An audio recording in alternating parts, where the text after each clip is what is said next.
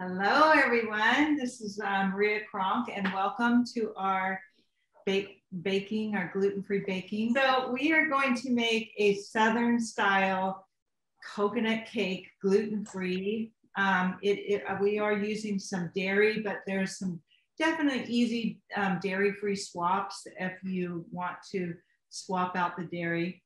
I'm using butter, and there are definitely some dairy-free butter alternatives, although I will say I've never tried them. I know a lot of people that use them in their baking, but I can't guarantee,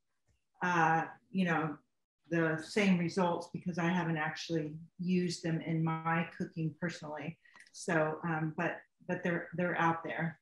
So what I want to do is I want to just share a couple of gluten-free baking tips. You will see quite a few of them in that PDF that I sent to you. I have quite a few tips that can really make your life much easier when you're baking gluten-free. I have the recipe. So make sure you download that, and then you'll be able to do the recipe and all that. Just reach out if you guys have any questions, because I know you can't ask them now because you're not here right now. But I wanted to give you a few tips first.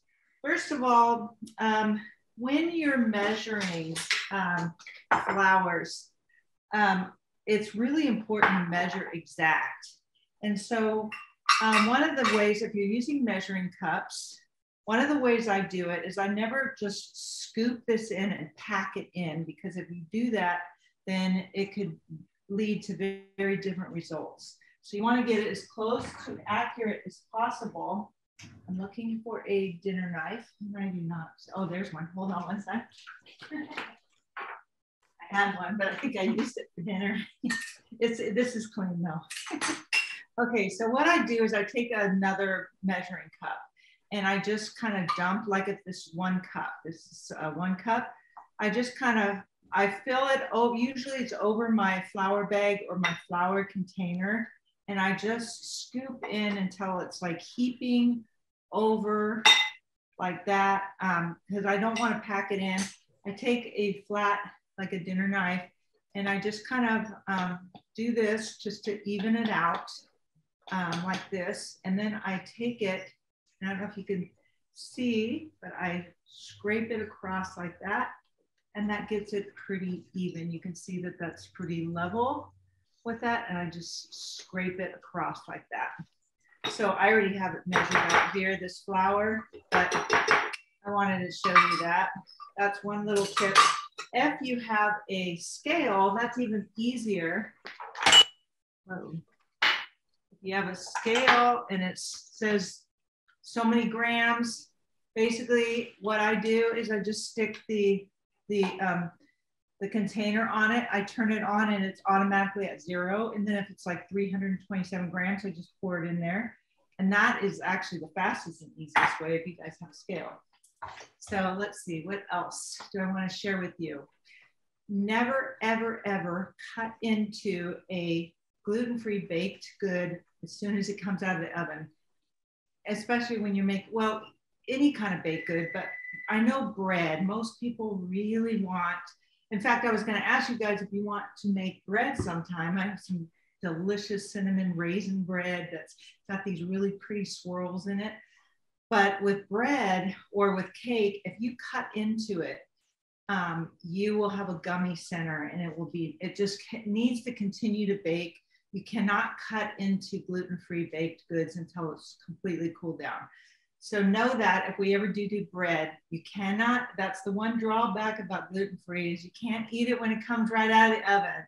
Put some nice butter on it and eat it when it's warm. You'll just have to re-warm it up, but because otherwise you'll have nasty bread in the center or nasty cake that will be all gummy in the center. So make sure it cools down. So that's one thing. You'll see these in the PDF guide too. I also use psyllium, an ingredient a lot in baking called psyllium or xanthan gum. That's kind of like the glue. It kind of holds things together. You don't have that gluten. In this one, and also the Bob's Red Mill that I believe Debbie got for you guys, That one has xanthan gum in it. Just make sure that if it already has xanthan gum in it, then you don't need to add it to the recipe. And that's why it's not on the recipe, because it is in the Bob's 1-to-1 flour blend, or this one. This one is my favorite. I get it on Amazon. It's called Better Batter, and I just love it. It makes some very consistent bakes. I have my own. If you guys bake a lot, and you can, I can get it out to you, but I have my own blend. It's much cheaper. It's a little bit higher in protein. This is a very starchy, it's got white rice flours, and it's very starchy. It's great. It makes a great bake, but mine's got a little bit more protein in it. And it's just made some great breads and cakes and muffins, and it's just been really consistent. And it's a blend that I have made up myself, because I do a lot of baking, and it would be very expensive to use store-bought blends every single time. So there's that. And then, yeah, let Debbie know if you guys have any suggestions on, I know we're going to be making some awesome chocolate chip salted pretzel cookies next month. But if you guys have any suggestions, I was thinking of like a peach cobbler. We got cinnamon rolls. I was thinking around the holidays. So I make some awesome cinnamon rolls, you guys. You're gonna love that one. But yeah, just let her know if you have some things that you would love to learn how to bake, some classes you'd love to see. Let Debbie know. And I think we're ready to get started. So that's what I'm gonna do right now.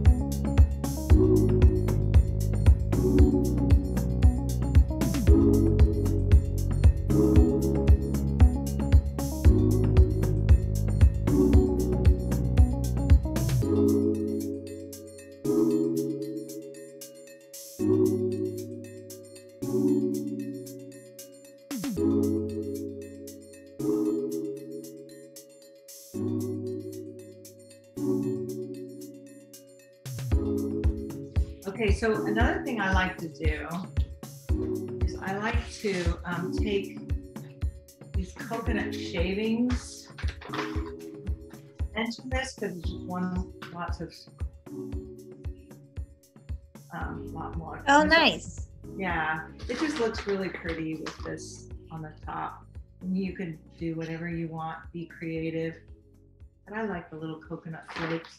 And then I just clean this up around here. And then once I clean this up, get the excess, then I remove the paper. And then I have a nice clean pie pan or pie dish or cake dish. I'm thinking I got pie on my mind. Ooh, I got a really good pie crust too that you guys. I was thinking I know. I was thinking around the holidays you can make pumpkin pie. Oh, do you like pumpkin pie? Some people don't like pumpkin pie. I love pumpkin pie. Like November, wouldn't that be a great time, or October to do pumpkin? Yep. We have to plan that. Yeah, so I'm going to need a spatula. I slip a spatula here. Spatula underneath. Kind of slip I got the spatula on the top of the plastic and I just kind of lift this off and then gently pull that. And then I go to the other side. Uh-oh.